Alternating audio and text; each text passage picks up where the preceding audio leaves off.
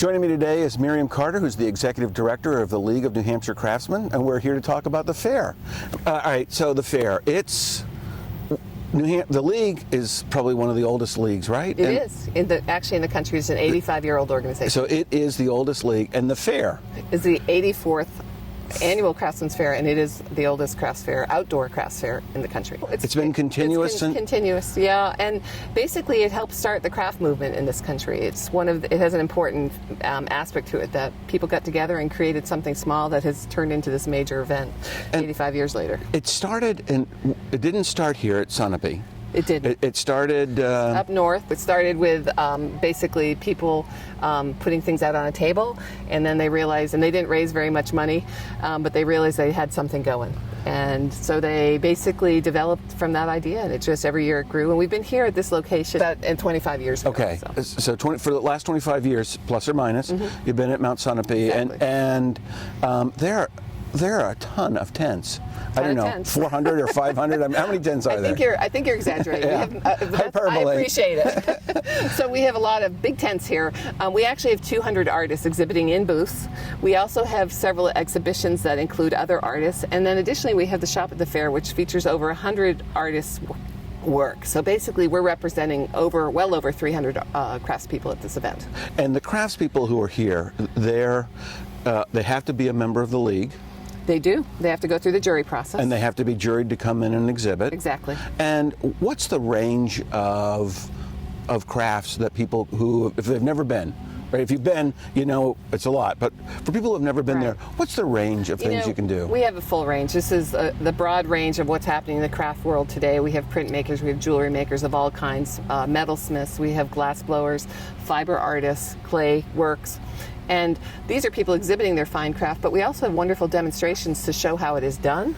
So that's part of it. And people can come and actually experience throwing a pot on a wheel. We have ceramicists here who will help them work on a potter's wheel and create a pot to take home. So, there's a fee to get in. There is. It's very reasonable. In this day and age, to be able to come to an event, it's $12 a day per person.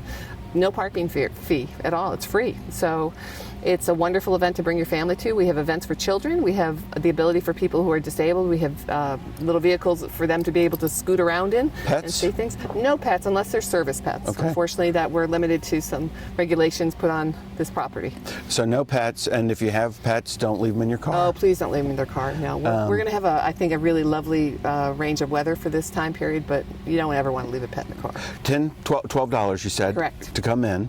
And is there a repass with that? Well, actually, you can come in. You can come in the next day. You can get a $6 pass to come in the next day. You can also take advantage of some of our promotions. There are codes available, so if you go to our website, you can be, enticed to go elsewhere and punch in some promos, and you'll be able to get a little bit of a discount. Also, if you find our postcards that are out in the world right now, if you put your email on it, that gives you an immediate $1 off the ticket. Oh. Let me ask this, but there's no additional charge for the educational components? No, there are small fees. If you want to take a pottery class, there's a $10 fee, but you're going to be taught by instructors, and you come out with a little pot to take home. Yeah, so it's really reasonable.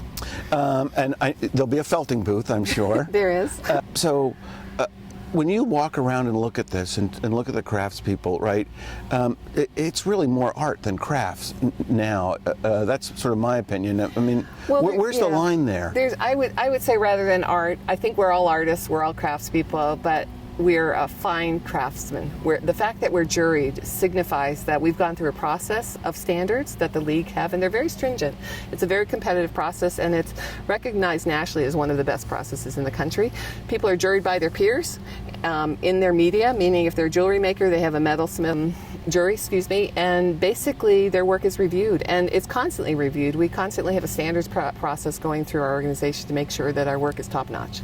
So, I mean, you're going to get the best high-quality craftspeople in the nation right here. You bet. And it's beautiful because it's a New Hampshire event, but it's really recognized nationally, which is quite an accomplishment. And I remember the previous executive director, they said they had about people from 50 different states normally coming, 48 different states. It's just people come, fly in for it. Fly in. Well, it's going to be great. It is. And thanks so much. Thank you.